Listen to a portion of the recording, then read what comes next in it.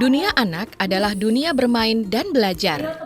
Salah satu komponen untuk memenuhi kebutuhan mereka adalah tempat yang nyaman untuk kebutuhan literasi, seperti taman baca atau perpustakaan. Seperti salah satunya tempat baca Pinjam Pustaka, di mana tempat ini lebih dominan bagi anak-anak hingga remaja. Anak-anak tidak hanya diperkenalkan di dunia literasi, tapi juga belajar banyak hal, bukan hanya untuk anak-anak, tapi juga para relawan.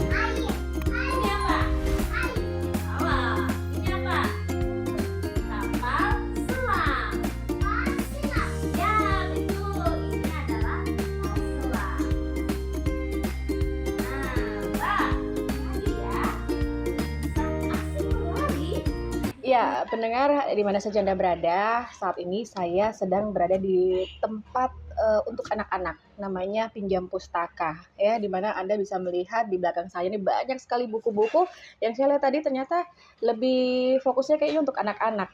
Nah, letaknya di seputaran Kampung Pisang, di mana kalau di namanya Toki-Toki ya, di lantai satunya itu kebanyakan lebih ke fashion ya dan lain-lain. Tapi ketika naik di lantai 2, nah ini ada tempat yang sejuk dan juga nyaman. Pokoknya asik ya, welcome ya untuk anak-anak. Nah, saat ini saya dengan Kakak Novi, salah satu pengelola Pinjam Pustaka. Apa kabar Novi? Halo Kak, kabar baik. Novi, ini kalau dilihat dari ada begitu masuk, saya lihat memang rata-rata buku-buku untuk anak-anak ya, berbagai macam ya. Ya, Ini konsep dari Pinjam Pustaka sendiri sini seperti apa? Karena setahu saya biasanya anak-anak lebih banyak kalau rame katanya setiap 1 minggu. ya benar Sabtu sekali. Minggu. Sabtu Tapi Minggu. ini ada anak-anak yang di usia masih belum sekolah, rata-rata mereka antusias untuk bisa mendengar dongeng, membaca juga. Nah, seperti apa nih mungkin bisa diceritakan? Kalau tempat perpustakaan sini itu lebih banyak buku anak-anak ya, jadi lebih ke anak-anak sih. Kalau orang dewasa juga ada sih, cuma beberapa buku saja. Tapi di sini tuh yang paling rame tuh antara hari Sabtu dan Minggu, itu biasa pengunjungnya bisa sampai 20 orang. Padat ya berarti ya? Padat, anak-anak. ya. Itu anak-anak rata-rata usia berapa aja? Itu dari usia 5 tahun sampai ke umur SMP. SMP. Ada juga yang pindah sekolah, tapi saat liburan mereka ingat lagi pinjam pustaka, berkunjung lagi. Mereka boleh pinjam juga anak-anak ini? Kalau untuk anak-anak, buku-buku kita nggak memberi mereka pinjam, mereka hanya datang untuk membaca di sini saja. Oke. Tapi kalau misalnya saya mau pinjam boleh? Oh, boleh sekali Kak. Kalau anak-anak, maksudnya biar mereka punya kerinduan untuk datang ke sini lagi. Kami juga sangat merindukan kehadiran mereka. Jadi untuk kalau mereka mau datang, baca langsung aja gitu lebih bagus ya. Selain mereka ada apa saja yang ingin ditawarkan untuk mereka selain membaca begitu? Selain membaca, kita juga menawarkan mereka untuk contohnya kayak menggambar, terus mengajak mereka mendongeng, menyanyi. Kadang juga ada beberapa adik-adik yang belum bisa baca, kita mengajarkan mereka juga membaca gitu. Ada juga yang sampai bisa main-main, ada main-main juga. Jadi kita juga siapkan tempat untuk main-main karena di sini kan yang berkunjung bukan cuma anak yang SD aja ya. Ada yang 4-5 tahun juga ada. Jadi kita siapkan permainan masak-masak atau apalah. Pokoknya mainan anak-anak. Luar biasa ya. Jadi memang Pinjam Pustaka memang lebih terfokus intinya untuk anak-anak ya, usia anak-anak. Dan buku-buku apa saja? Apakah buku pelajaran juga ada atau hanya buku cerita atau seperti apa?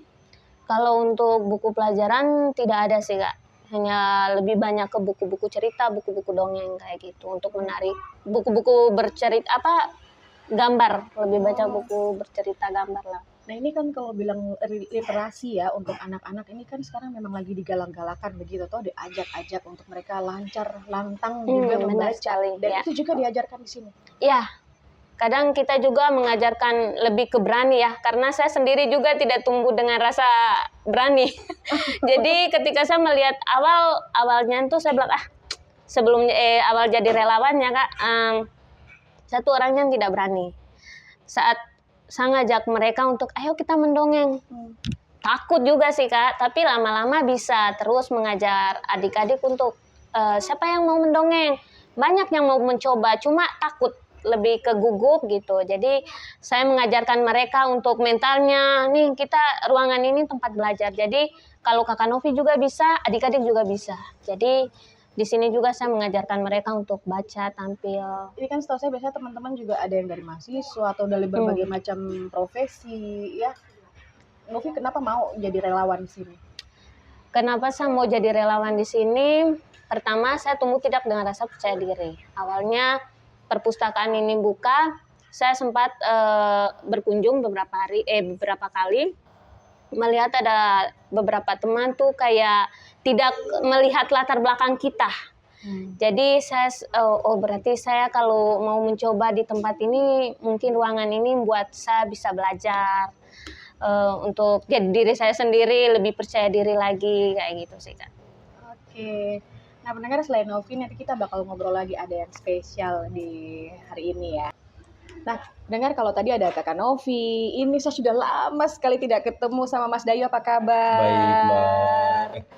Baik. Ini Mas Dayu ini teman lama saya, dia juga selaku apa sekarang sih kalau bicara di dunia teman-teman literasi? Menjadi teman lah, Teman. pendamping ya. Pendamping literasi lah. Pendamping literasi. Nah Mas Dayu ini kan kalau yang saya tahu tempat-tempat seperti ini, perpustakaan atau seperti ini, komunitas-komunitas banyak gitu, Banyak ternyata banyak. Tapi sejauh mana anak-anak ini, teman-teman juga eksis begitu, tetap bertahan seperti apa sampai sekarang ini? Sebenarnya ada banyak ya. Terus kemudian literasi ini kan mulai naik daun di Sorong tuh sekitar 2015-2016 sampai ke sini ya. Jadi dari situ kemudian terbentuk forum gitu, atau perkumpulan lah. Ada forum literasi Sorong Raya. Terus kemudian itu jadi ada lagi satu perkumpulan yang namanya Forum Taman Baca Masyarakat Kota Sorong. FTBM Sorong. Ya, jadi di situ tempat teman-teman sebenarnya saling berinteraksi, belajar gitu ya, berjejaring gitu. Dan sepertinya saling menguatkan ya. Makanya muncul ruang-ruang baca, teman-teman baca gitu ya, yang kecil-kecil mulai banyak gitu. Kalau dulu kan mungkin kalau 2015-2016 ke sini kan paling Rumah Kata, Sobat BUP, Preti mereka ya, Rumah Kata Om Soehardi gitu. Tapi kan sekarang jadi tambah banyak, Mbak. Banyak. Dan ini menjadi hal yang positif sebenarnya ya. Sangat positif. Sangat positif.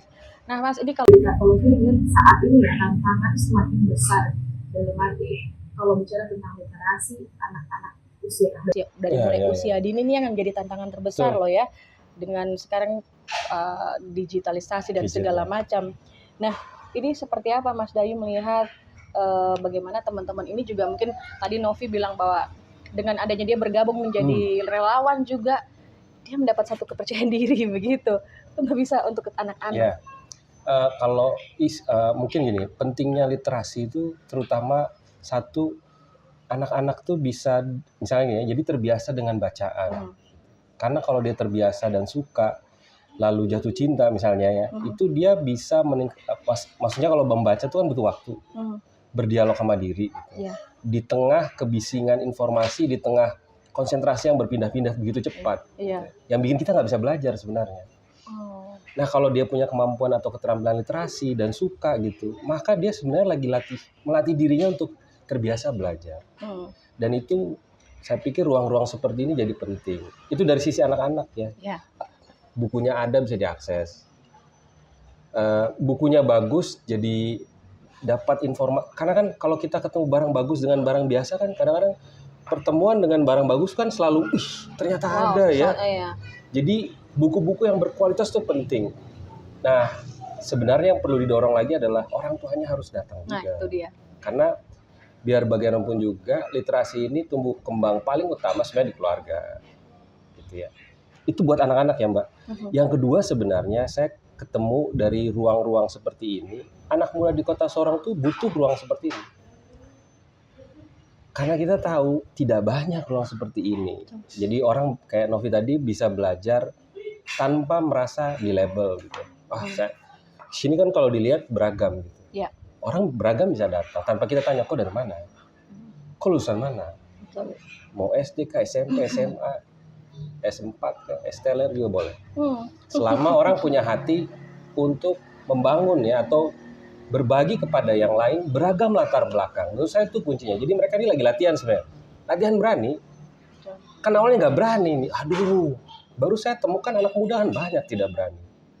Iya, bicara ngomong literasi kalau dari usia dini ya, saya lihat juga kadang-kadang banyak anak-anak yang membaca hal biasa saja itu kayak masih tersendat-sendat. Kalau udah dewasa loh. Ternyata Banyak, itu iya. memang dari kecilnya memang sudah belum tidak dibekali dengan Ya. kuat ya literasinya. Betul. Ah, Kalau ini kan kita kayak ketemu ya dengan anak-anak. Jadi kita bisa lihat mana anak yang punya kendala membaca, ada yang tidak punya kendala, punya banyak kosakata. Mungkin yang tidak banyak orang sadari, kemampuan atau keterampilan membaca itu adalah fondasi dasar anak untuk sukses di sekolah. Karena kan semuanya baca. Iya. Kalau misalkan kalau orang Pelajaran tuanya, apapun baca. iya pintu kan, Iya. kan nggak mungkin tutup mata. Pasti kan membaca adalah kuncinya, membaca adalah pintunya. Nah, yang punya persoalan dengan membaca pasti nggak suka tuh. Apalagi disuruh belajar, dia kendala betul. Nah itu makanya saya temukan banyak dan saya pikir ruang kayak gini tuh sangat penting. Nah, Mas Ayu ini kalau bilang tentang anak-anak, Mas Ayu juga tidak hanya di dunia literasi, tapi juga kalau berbicara di dunia pendidikan sendiri, ini upaya apa sih yang harus kita lakukan nih untuk anak-anak kita yang sekarang ini dan untuk masa depan yang akan datang? Ya, kalau misalkan yang perlu kita sadari seperti yang saya bilang tadi, keluarga harus sadar bahwa orang tua dan lingkungan di rumah itu harus dukung anak. Memberikan contoh yang baik. Karena kalau tidak dari rumah, mengharapkan sekolah dan lingkungan itu berat sekali di zaman seperti ini. Ya. Jadi dia harus selalu mulai dari rumah. Itu yang pertama. Yang kedua, menurut saya kalau dalam skop besar misalkan di Kota Sorong, harusnya ruang-ruang seperti ini bisa berjejaring dengan banyak pihak, banyak sekolah, banyak organisasi mungkin, sehingga ruang-ruang seperti ini yang penuh dengan buku orang bisa pakai. Misalnya saya beri contoh ya, ini ada buku yang raih penghargaan dunia, buku anak. Kalau orang nggak pernah baca kan nggak pernah tahu buku yang raih penghargaan dunia itu seperti apa. Kalau di sini ada, yang cari di Kota Sorong susah. Yang raih penghargaan di Indonesia yang penghargaannya bagus ada di sini. Atau biografi tokoh Papua dan tokoh dunia dalam bentuk bacaan anak ada, tapi memang harus dicari karena tidak banyak kalau yang tokoh Papua. Kayak gitu-gitu kan orang nggak tahu dan tidak bisa memanfaatkan itu karena perlu diketahui juga misalkan kalau di sekolah di Papua itu tidak semua sekolah punya perpus dan yang sudah punya perpus belum tentu kualitas bukunya bagus. Itu dia. Itu Mbak. Mungkin saya jadi sinergi terus jadi dari ada sinergi keluarga. ya supaya bisa memajukan literasi di dunia pendidikan anak-anak sejak usia dini. Nah, orang bilang memang buku adalah jendela dunia kah seperti itu dan kita bisa begitu banyak tahu hal apapun itu hanya lewat buku. Nah, pendengar, sekian obrolan singkat kita. Sampai jumpa dan tetap jaga ya anak-anak kita ya, sayangi mereka salah satunya lewat literasi.